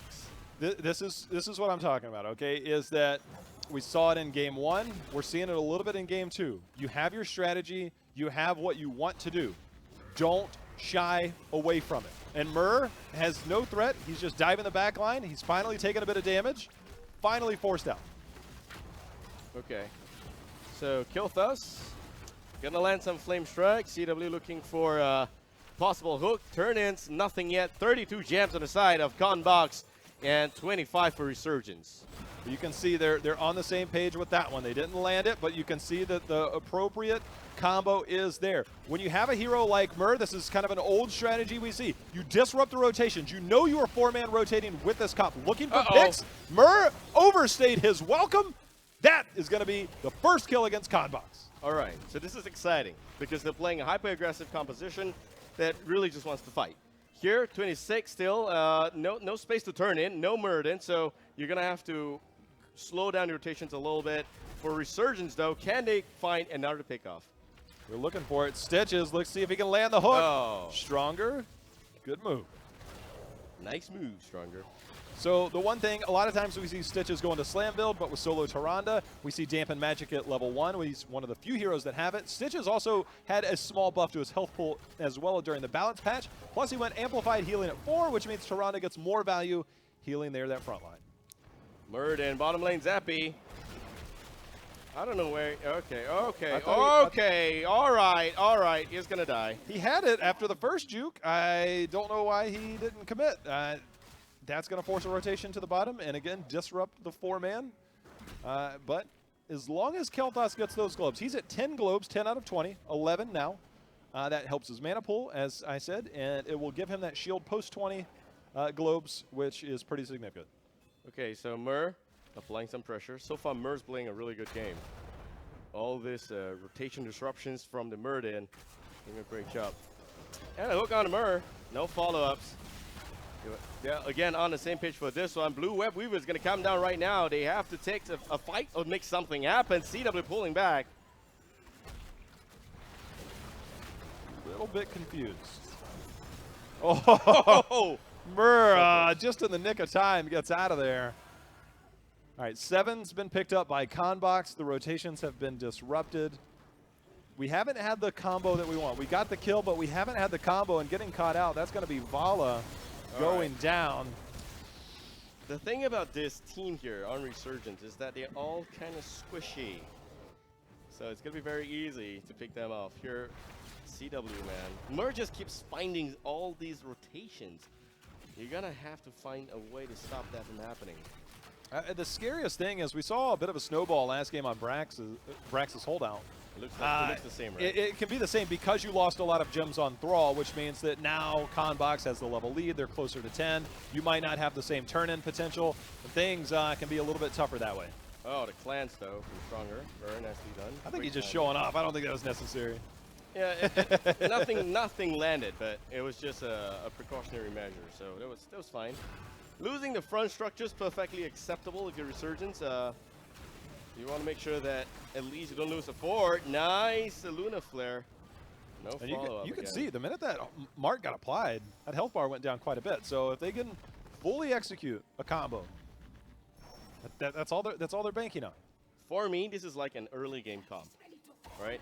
But we're not seeing that to effect here. Hopefully they have got a plan because it's going to be mid-game soon. Well, again, it's just all about compositions that, you might not run all the time. Yeah, in theory, you know how to play all the heroes. Yeah, you know how it works, but you're not executing it. And it's not an easy thing to execute. Okay, CW looking for the hook again. Zappy bottom lane, NSJ coming in with some extra damage. Frag grenade not connecting. No rotations as well. They're turning in. They're looking for... this may not be the best time for a turn in. CW, he gets it. That was just one. Oh, KT though. Yeah, the hardest part is that quite simply level 10's about to be here for Conbox, so your Web Weaver value, slim to none. Yeah. So hopefully they can get one full level from this one. Zappy bottom lane going to try and clear out that wave and make sure that he gets some extra pressure applied. But so far this game still slightly, in fact not slightly, more than slightly in favor for Conbox right now. I'm just not sold on the execution so far. There hasn't been any execution. I think that's the biggest thing is that the execution was luckily, as we reposition here, luckily Murden overstayed his welcome. That's the only reason he went down the first time. So it wasn't just a matter of execution. We haven't seen any good follow-up. We saw an attempt a couple of times, but between the Gravity Lapse and the Lunar Flare, there just hasn't been any follow-up directly off the hook. All right, the game just resumed here, so let's go back in to game number 3. I don't know, if Resurgence suddenly lands everything, it's going to be 3-2-3 for me. Now, here's the thing. If you are Stitches, are you going Putrid Bomb or are you going Gorge? But Kael'thas got to be careful. He's locked in there. The Twilight Dream has landed. Down goes Kael'thas. Leaving resets are now in full effect. Going in. Not able to follow up just yet. Good roots by Zappy to thwart a little bit more damage, but Murden continuing to dive. Sulfurous Smash is going to lock in Yu Yang. Nicely done. And dodging the damage right there was Vala. But Stitches on the front line went down. Nothing but a floaty left on the battleground. All right, so 3 kills there. No level 10 yet, and that was a little bit sad. If they were level 10, I think the fight could have been a little bit different. Here, though, that set of Web Weaver did take down those front structures in the mid and bottom. I think top lane not so much. We'll have to confirm later on. But here you can see the immediate aggression still applied here by Conbox SEA. Conbox now has enough gems to turn in. They're on even talent tiers, but they've jockeyed for positioning. Gonna try to be interrupted. It looks like Zappy's gonna be a little bit too late. And as a matter of fact, Zappy, not only was he late, oh no! The anti-synergy! Oh no! All right, that was a gorge, but they have 2 kills. Mur dropping back again. I don't know. Well, okay, this is, ladies and gentlemen, a mathematical class. That's a Venn diagram you don't want to cross. If you're telling me, okay, that was the first time you have the gravity lapse and the lunar flare lined up, and instead you gorged them right out of it. The good thing for you is that Starfall and Phoenix made it look not so bad. I know, J-House just cracked out right now. The one time we're 8.5 minutes in, you finally get it, and it's like, nope, never mind. Okay, so here, Zappy, because he lost all the gems, they're not able to get another set of Web Weaver down. And it seems pretty possible that Conbox may be looking at another turn-in really soon. They will be losing the bottom and possibly the meat forward if this goes through. Yeah, that was just a bait. Hook is on too long of a cooldown to just casually throw that out. It's 16 seconds. It's not a cooldown you just want to use lightly. And instead, we got the Web Weaver turn in here by Conbox. As you said, the forts probably won't stand for long. I don't even know what that lunar flare was hitting, but it was because the hook missed. Else it would look, I don't know, okay-ish? That's sand pale. It's not bright enough, apparently, for me to see it. Okay. So here comes the set of Web Weaver. Lima is going to down the bottom one, which means that Web Weaver is going to go all the way down to the feet there. But meanwhile, Murdo, 24 on him. Do they want to take a fight here? I don't think so. They just want to clear the spider. And they can. With Kel'Thas, they have a lot of damage. You can mark stuff as well. They clean that up quickly. The bottom, you have to be careful how much you commit to the bottom for fear that they might rotate up for the boss. There's the Gorge, the follow-up lunar flare again. Can he get by though? He does have Dwarf Toss though. Oh, he's stunned. The cleanse is there. Murdo in all kinds of trouble. Vala getting body blocked out. So does Stitches. That is 2 members down. That is a trade on Muradin, but that is a win if you are Conbox. The gems on the floor though. Still some value can be found in that one. Enever, Molten Coal is already being used. It is just like low cooldown heroics. I get that, but Starfall, not the lowest of all cooldowns. 50+ seconds still on that one. The burst is insane though. But here, you're finally 13. Can we actually see the dream come true? So 13 for Kel'Thas is a huge ability. Whenever you use your living bomb, your W, it reduces the cooldowns of your abilities. So now you have much shorter cooldowns on a hero that can do a lot of damage. 16, I'll have that double flame strike. So Kel'Thas, one of the heroes at 13 that gets a pretty big spike in damage. Okay, 13 to 15. If you're Conbox, you're gonna want to wait for that 16 right now. But Resurgence wants to turn in. Maybe you want to force a fight. He got enough, I think, just barely enough. And again, it's Gorge. They learned a lesson this time around. They finally did. Okay, a little bit too soon, but it's not gonna be. Oh, it is. The Sundering came out as well. Mur just got destroyed. He said, get on my page, finally. They did it. They pulled it off. It only took 11.5 minutes, but they finally said, you know what? We'll wait on you. We'll follow up. They got the kill. And on Muradin, of all people. It's like all the stuns there just connected. You just need one stun, guys. You don't need to use everything at the same moment. And you don't need everyone to turn in. They're going to watch for another hook there. It's great to posture and try and deny this turn in, but you're setting yourself up for a potential hook combo here. They got to be careful. I am surprised that they are posturing this hard. Weak mana. Siege Giants, though, forcing a rotation out of that. Conbox just bodied them off that. That should not have happened. You know why it wasn't a hook there? This is the same problem I said about committing to the bottom. Web Weaver, you show everybody forcing to that, they'd make a play on the boss. That is bad awareness. They know. Yeah, they know too late. Sundering maybe? I don't know. Zappy, you want to try to make something happen, but no Sundering. 3 seconds cooldown. Easy, boss. Now, though, the kill and a sidestep. Sidestep king. for what it's worth, this boss value isn't going to be tremendously high. You have Bottom Phoenix. turn in. They're going to get the bottom turn in. That'll help warrant that, but they're now out of KT. That's just terrible management. Terrible management. You get the turn in, but at what cost? If you're going to turn in, you give up the fort. If you're not going to turn in, you defend with a full comp. You can't do one or the other. Too greedy. Julian now going to harp back home. 20 seconds before KT comes back out here. Main damage dealer not around. Web Weaver against Boss, man. It's easy to know who's going to win this one. But you have that NSJ. Tychus using Odin in the back line already. Gonna have to be very careful here on the synergy to stun onto Julian. Merge is applying pressure. Zaze, though, getting stunned in the back line. Hook on the Ragnaros.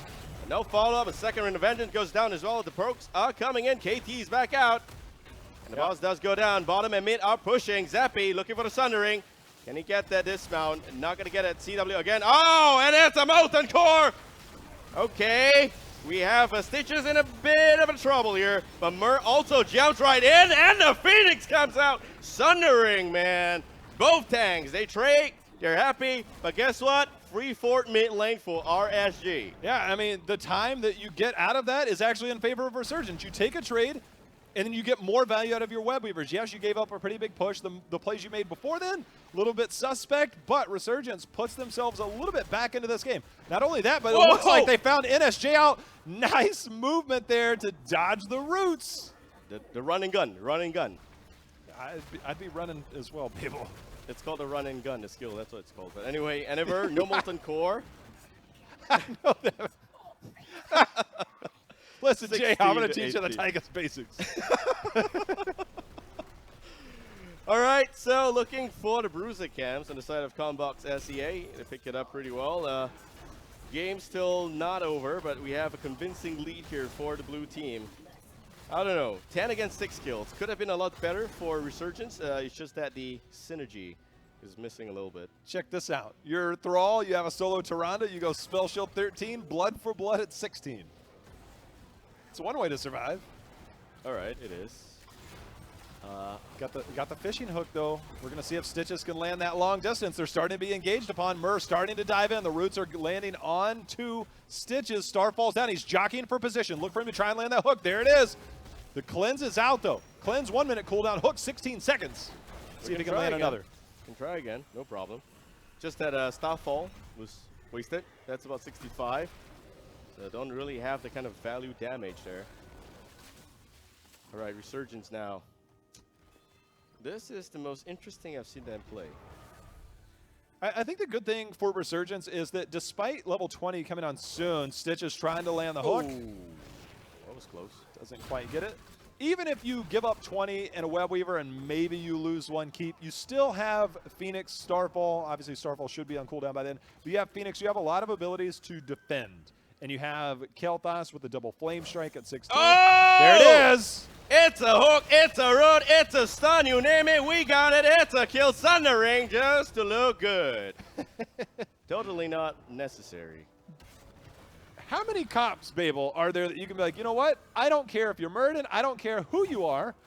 Oh, we got another one! Hello, we got a hook, boy. And it seems like stronger with the, that's a waste. I don't know, what's that Twilight Dream there? It's like You- you wanted to sing.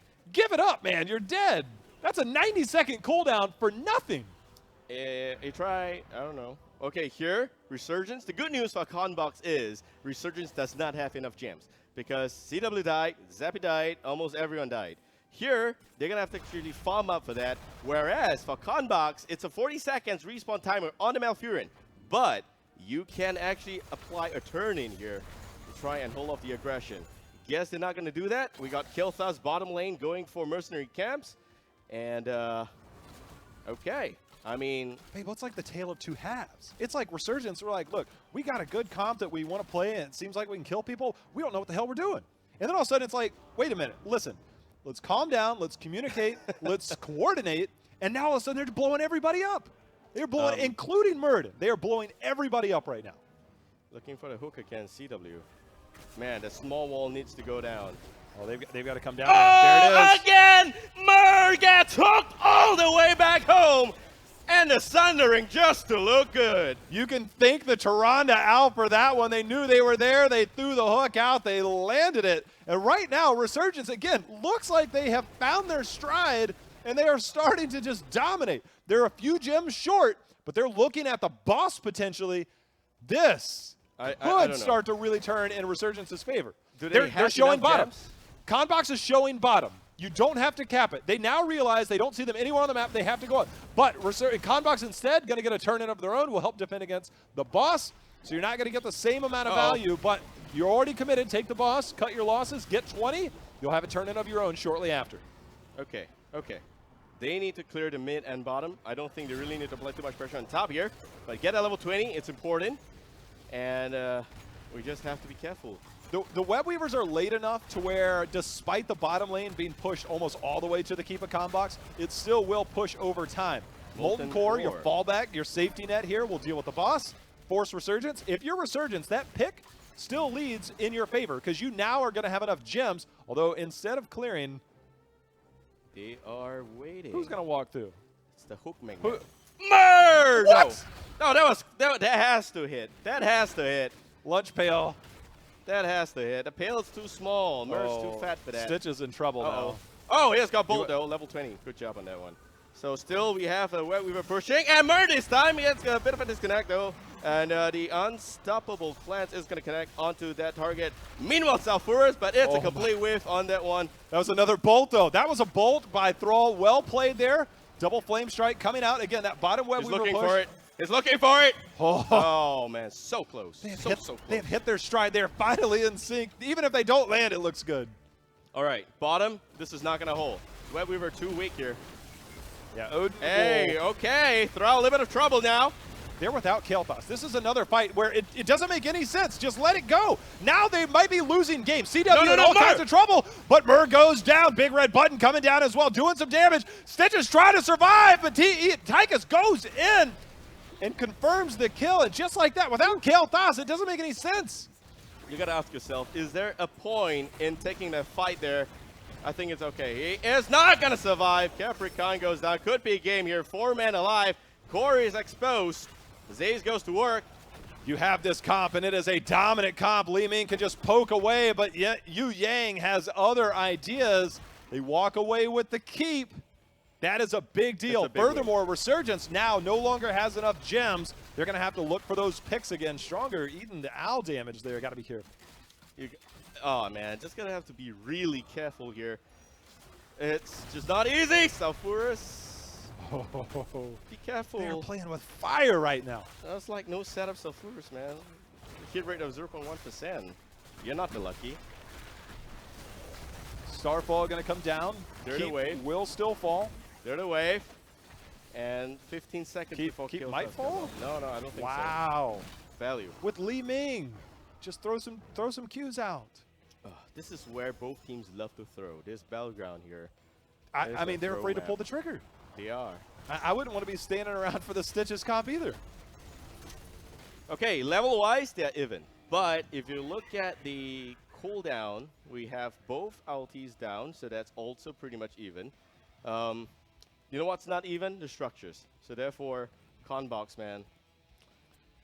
It's like RSG has to pick a fight outside right now, right here. The good thing is, so a lot of times you see teams posture up with this camp, something like that, but you have Kael'thas, double flame strike. They're looking for the flank behind. This could be it, Babel. The bus from behind. Nobody's going to see this one coming. Mer shows himself. Capricorn has the pullback, the stun, the bolt coming out, and it's a complete whiff. I am so sorry.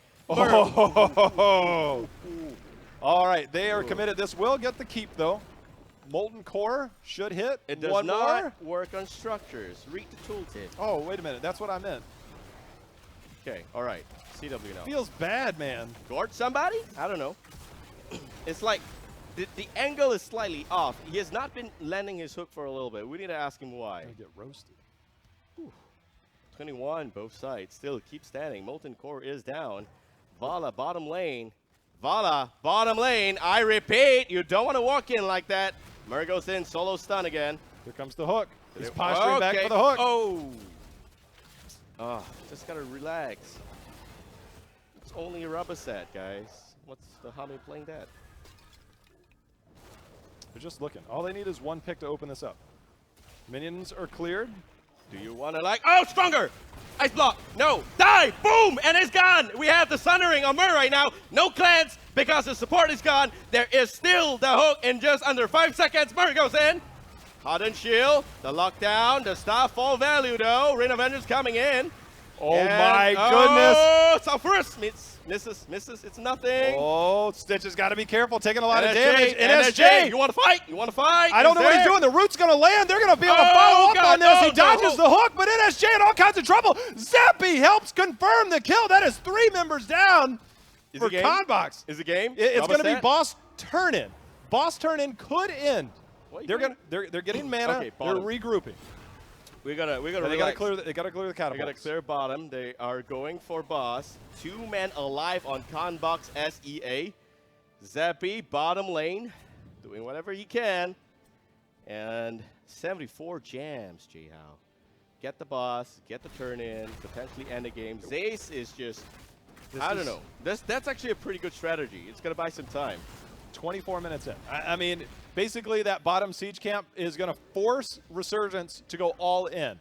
Molten Core was used a while ago. I believe it should be back off cooldown. No, I don't think they need to. That's going to be a Web Weaver down bottom. That's going to be okay. The Web Weaver will deal with that. Thrall needs to move up. Thrall needs to move up. You are committed to the game at this point. You don't need to fight this. Come on, Zappy.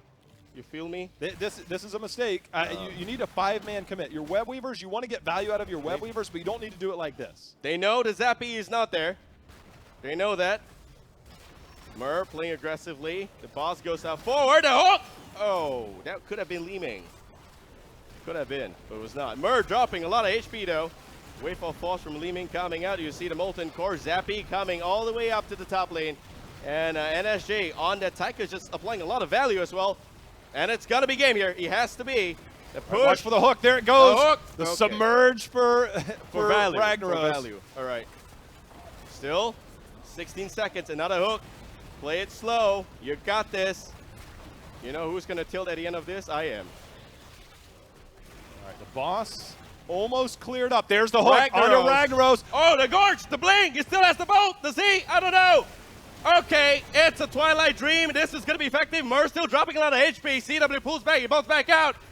And you still have Yu Yang in the background. He picks the one target. A hook on Tychus. NSJ will go down. Zace, though, looking for the pickup. Not going to find it. Li Ming just needs one. Li Ming just needs one and can help fight this. CW extremely low. Does get the heal there. Vala is on the core, and Babel, this should be game. The hook doesn't land, but it doesn't matter. Repulsion, the core falling, 70%. Vala continuing to assault, 50%, and it is going down. Can Zace see the game? I don't know. Zace, I don't think he can. All right, ladies and gentlemen, the game is over. Resurgence brings us to the rubber set. Oh, my goodness. Oh, I don't know.